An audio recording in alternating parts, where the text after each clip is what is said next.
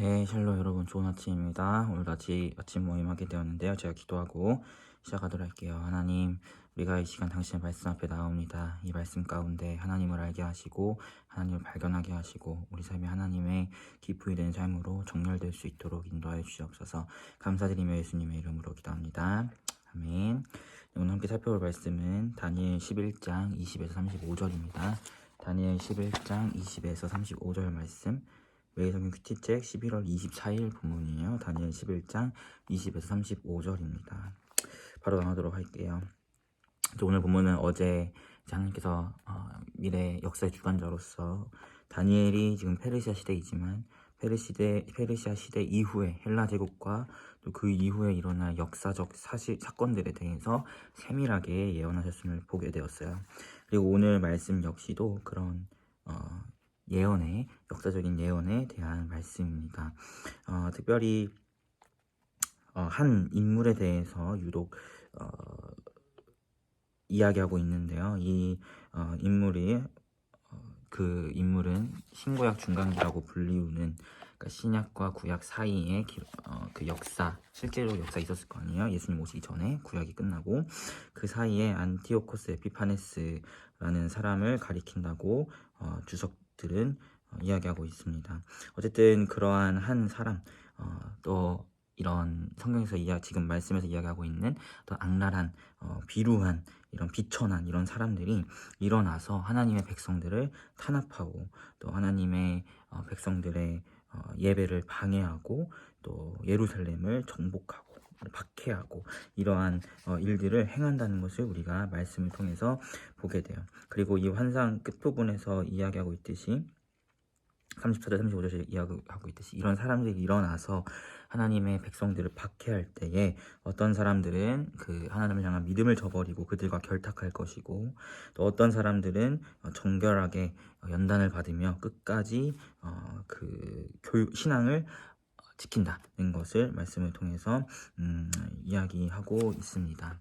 결국 하나님께서는 역사의 주관자로서 다니엘을 통하여서 환상 중에 어떤 일들이 일어날지 미리 말씀해 주셨고, 그 가운데에서 특별히 이스라엘 백성들에게, 특히 유다 백성들에게 일어날 일들, 그러한 페르시아 이후에 또 헬라 이후에 일어날 왕조들이 유다 백성들을 박해할 것이지만 그 가운데에서도 그 박해를 피하고자 그들과 결탁하는 사람이 있고, 하나님 향한 믿음을 지키고 신앙을 지키며 나아가는 사람들이 있을 것임을 다니엘에게 예언을 통하여 말씀하여 주시는 것이죠. 근데 이러한 말씀을 하시는 이유가 뭐겠어요? 결국에는 아직 일어나지 않은 일이고, 지금 포로로 페르시아의 유다 백성이 잡혀있는 이런 상황 가운데서 이런 말씀을 하시는 이유는 결국 이런 일들이 일어날 것이지만 너희는 반드시 신앙을 지켜라 라는 하나님의 위로이자 또 권면이자 도전의 말씀이라는 것을 우리가 보게 됩니다. 특별히 다니엘서는 구약의 백성들에게 이렇게 주어졌지만 신약의 우리에게는 또 하나님께서 예수님 재림하실 때 일어날 일들에 대해서 말씀하셨죠. 분명히 마태복음에 보면 전쟁과 기근과 이런 일들이 일어날 것이고, 또 복음이 땅 끝까지 전해져야 끝날이 올 것이다 라는 그런 말씀들을 하셨고, 특별히 번개가 치고 이런 자연 기후들을 보면서 어떤 일이 일어날 건지 아는 것처럼 이런 일들이 일어나면 예수님이 오실 때가 가까워졌음을 밝히 알고 깨어 있어라 라고 늘 말씀하셨죠. 그리고 계시록에서도 이제 1세기 성도들에게 그런 박해가 있을 것인데 그 가운데에서 하늘의 예배를 바라보고 믿음을 지킬 것을 요구했고, 그것은 지금 오늘날 우리에게까지도 적용되는 것이죠. 하늘의 예배, 예수 그리스도가 지금도 예배받고 계시고 완성하실 하나님 나라에서 예배 받으실 그날을 우리가 소망함으로 우리의 믿음과 신앙을 견고히 지키고 나아가야 한다는 것을 말씀하고 있어요. 다니엘도 그렇고 마태복음에서 또 계시록에서 이런 끝날에 대한 이야기를 하시는 것들은 결국 우리 성도들에게 깨어 있어라 라는 것을 말씀하심을 우리가 기억하였으면 좋겠습니다.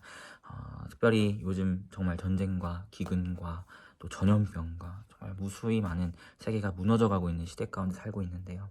이 가운데에서 우리는 반드시 깨어 있어야 한다는 것을 기억하였으면 좋겠습니다. 날마다 성령 충만하려고 애쓰고 날마다 하나님의 뜻을 알려고 애쓰고 우리의 삶이 복음 앞에 정렬되도록 애쓰고 깨어 있어서 정말 이런 박해와 핍박이 우리에게 온다 할지라도 이것을 피하기 위해 그들에게 우리의 믿음을 팔아버리는 그런 사람이 아니라 우리의 믿음을 끝까지 지켜서 정결함을 유지하는 그런 하나님의 백성이 우리가 되어야 할 줄 믿습니다. 그러기 위하여 우리가 어떻게 해야 된다고 날마다 예수를 묵상하고 예수를 사랑하고 복음 앞에 우리를 점검하면서 날마다 깨어있기를 애쓰고 노력해야 한다는 것을 기억하였으면 좋겠어요. 그래서 우리 사랑하는 피플이가 오늘 하루에 우리 삶도 하나님 앞에 바로 서서 깨어있고 하나님 앞에서 이 믿음과 신앙을 지키기 위해 부단히 애쓰고 복음 앞에 우리를 날마다 세워 우리를 점검하는 우리 피플이가 되기를, 그런 오늘 하루가 되기를 예수님의 이름으로 소망합니다.